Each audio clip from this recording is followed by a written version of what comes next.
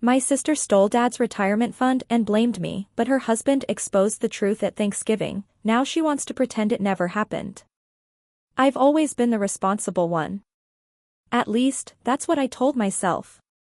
Growing up, my younger sister, Charlotte, was the wild child. She lived for the moment, never considering the consequences of her actions. Meanwhile, I had my life meticulously planned out. College, career, and eventually taking care of Dad in his old age. That was always the plan. Dad, Robert, had been a steady figure in our lives. He was the kind of man who believed in hard work, sacrifice, and putting family first. His retirement fund, a hard-earned nest egg, was his pride and joy. He'd worked tirelessly his whole life as an accountant, saving every penny for the day he could finally retire in peace. He told me once that he wanted to make sure his golden years would be free of financial stress. I promised him I'd look after it all when the time came. But then, Charlotte happened. It wasn't always obvious, not at first. At least not to Dad. She had always been a bit of a free spirit, sure, but I never imagined her capable of something like this. But I guess I was wrong. And it wasn't until Thanksgiving of last year that the truth came crashing down. It all started innocently enough, a simple phone call from Greg, Dad's financial advisor. I'd been managing Dad's accounts for the past few years. He trusted me, and I had made it my mission to make sure his retirement was as secure as possible. So, when I saw Greg's name on the screen, I figured it was just a routine check-in. But the tone in his voice immediately set off alarms in my head. "Emily, I need to talk to you about your father's account," Greg said, his voice low and concerned. "Sure, Greg. What's going on?" I asked, trying to keep the panic out of my voice. My heart started racing. Dad had been having some health issues lately, and I couldn't help but wonder if something had happened with his investments. "There's been some unusual activity," Greg continued. "A significant withdrawal was made from your father's retirement account." My breath hitched. "What do you mean, unusual activity? How much are we talking about?" "A large sum, over $50,000. It was transferred to an unrecognized account last week." I froze. "That's impossible. Dad would never." Greg sighed. "I'm afraid it's true, Emily. The transfer was authorized using your father's details, but the request didn't come from him. Someone else must have had access to his account." The world around me seemed to blur as I tried to process the information. $50,000? Dad's entire retirement fund wasn't that large, but that amount would make a huge dent in his future security. My mind raced. Who would do this? Who could betray him like this? "I need to look into this further," Greg said. "I'll keep you updated."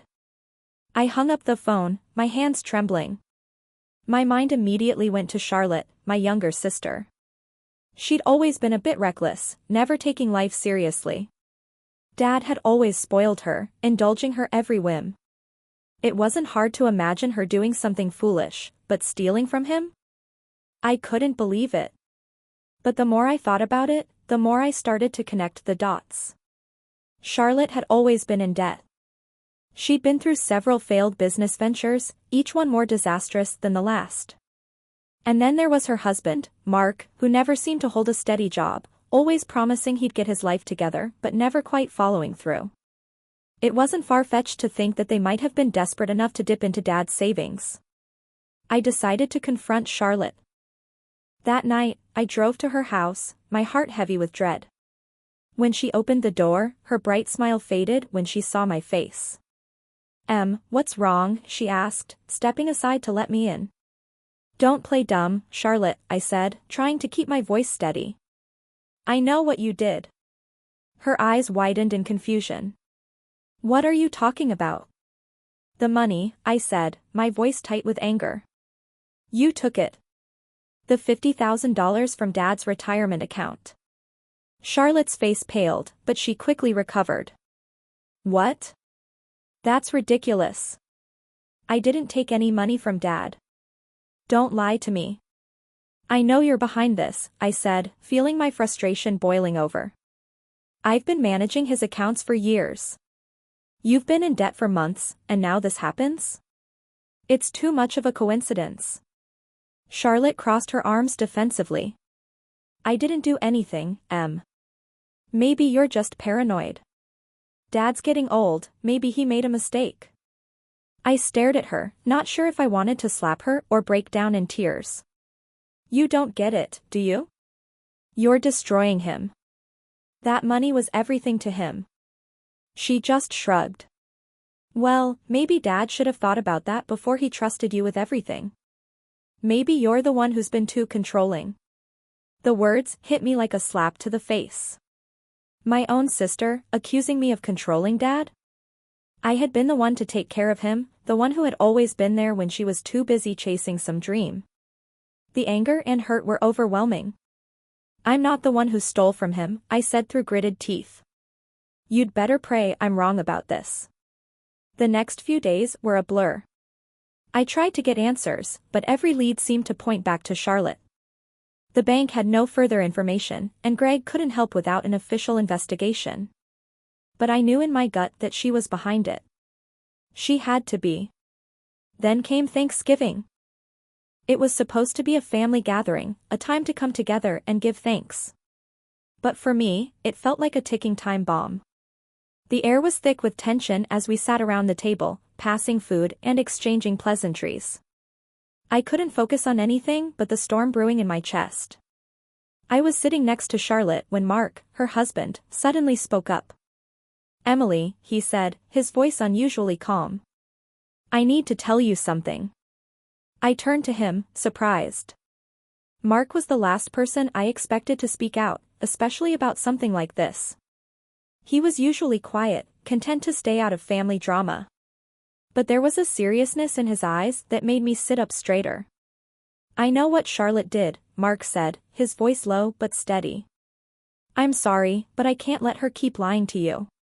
Charlotte's face drained of color. What the hell are you talking about, Mark? She hissed, her voice barely a whisper. Charlotte took the money, Mark continued, his eyes fixed on me. She did it because she and I were desperate. We needed the money, and I was too weak to stop her. The room went silent. My heart raced as I tried to process what he was saying. Charlotte's eyes flickered with panic, but Mark wasn't finished. I should have said something sooner, he continued. But I was afraid of what would happen if I did. But seeing you so hurt, Emily. I couldn't stay quiet any longer. It's the truth. She took the money, and I'm sorry. Charlotte stood up, knocking her chair over. No. This isn't true. You can't do this, Mark. Don't you dare. But Mark didn't back down. It is true, Charlotte. And you need to face it. You're not going to get away with this. For a long moment, no one spoke. Charlotte was trembling with rage, her face flushed with humiliation. I sat there, my mind reeling, unable to process the magnitude of what had just happened. Charlotte, why? I whispered, my voice barely audible. Why would you do this? Her eyes flickered to the floor. I didn't know what else to do. Mark and we've been struggling. We needed the money. And I thought maybe if I could just take it and fix things, it would all work out. I didn't mean for it to go this far. The words were hollow, meaningless. The damage was done. The trust was shattered. Dad was devastated when he found out. He couldn't understand why his own daughter would do something so cruel. And Charlotte? She tried to apologize, but it was too late. The damage was irreversible. But now, months later, Charlotte has the audacity to pretend like nothing ever happened. She's reached out, trying to patch things up as if Thanksgiving never happened, as if Mark never exposed the truth. She acts like it's all water under the bridge. But it's not. It can never be. I've tried to forgive her, but every time I look at her, I see the betrayal. And I can't forget what she did to our father, the man who gave everything for his family, only to have his own flesh and blood tear it all down. Charlotte might want to pretend it never happened, but I won't. I can't. I don't think I ever will.